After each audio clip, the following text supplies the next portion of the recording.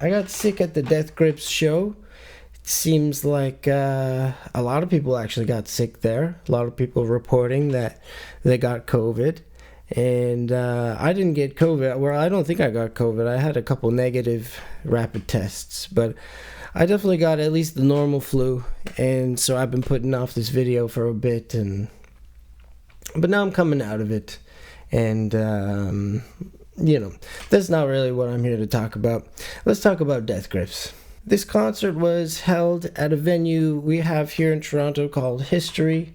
It's in the Beaches area, and it's a rather new venue. It's only been around for like 3 or 4 years, and actually it's Drake's venue.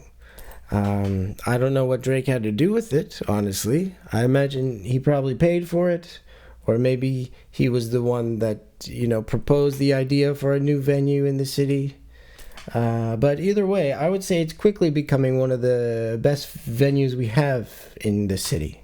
I saw Idols there, I saw Pop there, I saw Andy Schaaf there, and now Death Grips as well. It's a very well-maintained space, and it's very well-staffed, which is a really nice change of pace from all the dark and dingy venues that I'm used to going to in this city. It's also very large, and it's got this nice curved balcony thing going on. And in my opinion, it's just a cut above a lot of the other comparable mid to large size venues that we have in Toronto. From the moment I got there, I was already having a really good time. I arrived about 45 minutes early, and I got myself in line. And then the guy in front of me immediately offers me a joint, which was a very warm welcome, Although I did have to turn him down because weed 100% of the time just gives me an anxiety attack. And then shortly after that, I made friends with the 2 people that were directly behind me in line. And they just kind of kept me company until we got inside the venue. It was really nice. We talked about music, we talked about video games, and they traveled from Alberta, so they were telling me that sometimes where they live, they'll just see like a pack of deer hanging out in a school playground. And I thought that was really cool. I was a little bit envious because I would like to. That would be a cool thing to see. It was really cool to meet some people that I just had a lot in common with. And it was cool to meet some people who were more or less just happy to be there, It was a very positive way to start the night. And it's highly unlikely that those people will be watching this right now. But, if somehow the 2 of you have found this video, I just want to tell you, I think you guys are very cool and very nice. When I got inside, they were playing some pre-show music on the loudspeakers, which was obviously new material from the band. It was mostly instrumentals, but I did notice there was some vocals from Ride on one of the songs, and on another song there was actually some female vocals. And I now know that a lot of the fans are theorizing that those female vocals are done by Sarah Benito. And I just want to say that the new material is very good. Death Grips is still exploring new sounds here. The instrumentals sounded very fresh, but you can tell that they come from the same people, And I just hope that they decide to release it at some point. And, I think they probably will. I know that they eventually released Gmail and the Restraining Orders, which was the pre-show music back on their 2015 tour. So I see no reason why they wouldn't go ahead and release this stuff too. And honestly, I think it would be a shame not to.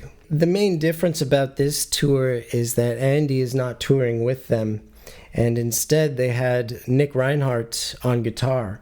So it was kind of like hearing alternate versions of a lot of their songs. You can kind of think of it as like whatever Andy is usually doing on his black box, Nick is essentially translating a lot of that stuff to electric guitar. And the result of that is that Death Grips was sounding a lot more like a noise rock band than they usually do. When I saw Death Grips back in 2015, they were more or less performing over top of their recorded material. You know, you could hear Ride screaming over top of his recorded vocals, and you could hear Zach playing live drums over top of the electronic drums that you hear on the albums. But on this tour, for the most part, the band was recreating everything live, with just some minimal support from pre-recorded material. The crowd was also really great that night. I would say everybody seemed to be kind of on the same level, you know? The moshing was pretty intense, at least at the start, like through the first few songs or so. The moshing was very intense, and it kind of felt like I was being crushed by this dense mob of people. But as the show went on, people kind of seemed to be getting better at reading the energy in the room and just matching each other's energy. I didn't notice anyone getting too weird or too aggressive like you sometimes see at shows like this. Although it is a very big venue, and maybe I just didn't see it, but to me it seemed like very positive vibes all around. I saw a lot of smiles in the crowd, and I saw a lot of people looking out for each other in the pit, you know? And there were still like circles that would open up for people who wanted to get weird and wild. But for the most part, it was just the normal jumping around and bumping into each other kind of thing. The venue is also big enough that it was very easy to kind of choose your own level of intensity within the pit. Like I know for myself, I mostly just hung out a little further back where, you know, people were still grooving, but there was just a little bit more space. And what I would do is whenever they would play one of my favorite songs, I would just move up, or I would get myself into one of the circle pits. They played for about an hour and a half, and there was no opener, so it was a very Death Grips concentrated experience. And you know, I also got to say, I don't think I could have asked for a better set list. They played Spread Eagle Across the Block, which was a major highlight for me because I've always wanted to see them play that song live, you know, and they didn't play it back when I saw them in 2015. I really just love that song, you know. I would put it up there with Hacker as one of their best tracks, and it was really a dream to see it with Nick on guitar, you know, because that is such a guitar heavy song with that Link Ray sample. Up My Sleeve was also very exciting for me to see because ever since I heard that song as the opener for Brothers on the Moon, it just made such an impression on me, you know, and I've been captivated by that song ever since.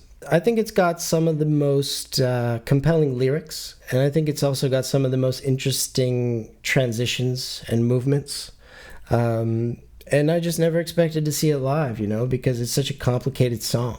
They also played Runway H, which was the biggest surprise of the night, you know. I've always felt that Runway H is the best track on Fashion Week, but I guess I just didn't expect that they would play any instrumentals.